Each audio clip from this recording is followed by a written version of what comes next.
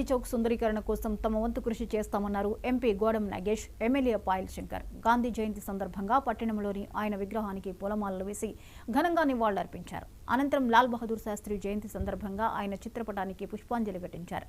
BJP జిల్లా అధ్యక్షుడు బ్రహ్మానంద్ తదితరులు ఉన్నారు.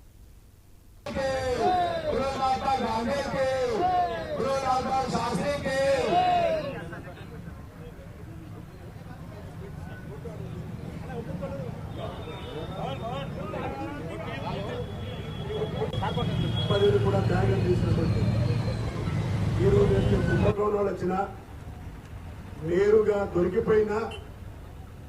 దొరికిపోయేటువంటి దొంగలే చాలా పవర్ఫుల్ గా మాట్లాడతారు. అవినీతి పరులే చాలా పవర్ఫుల్ గా మాట్లాడతారు. ఇండో పాక్ యుద్ధంలో కూడా వాళ్ళ నాయకత్వం వహించి హోంమంత్రిగా నాయకత్వం వహించి లాల్ బహదూర్ శాస్త్రి ఆ రోజు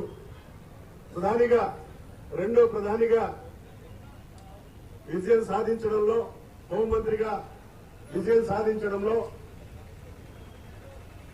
నీతివంతమైనటువంటి ఆదర్శవంతమైనటువంటి జీవనాన్ని గడిపినటువంటి ఇద్దరు కూడా బాపు గారికి, శాస్త్రి గారికి ఈ సందర్భంగా ప్రగాఢమైనటువంటి నివాళులు అర్పిస్తూ సెలవు తీసుకుంటున్నాను. మహాత్మా గాంధీ గురించి ఎన్ని గంటలు మాట్లాడినా కూడా ఆయన చరిత్ర సరిపోదు.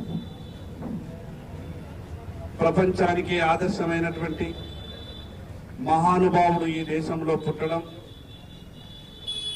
ఆయన సర్వస్వం ఈ దేశం కొరకే త్యాగం చేయడం,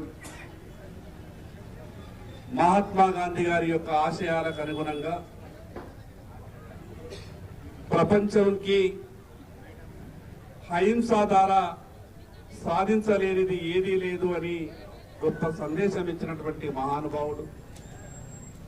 పదవిని కూడా త్యాగం చేసినటువంటి ఈరోజు ఎన్ని కుంభకోణాలు వచ్చినా నేరుగా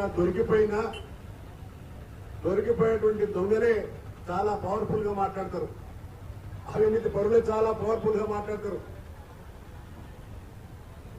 ఇండో పాక్ యుద్ధంలో కూడా వాళ్ళ నాయకత్వం వహించి హోంమంత్రిగా నాయకత్వం వహించి లాల్ బహదూర్ శాస్త్రి ఆ రోజు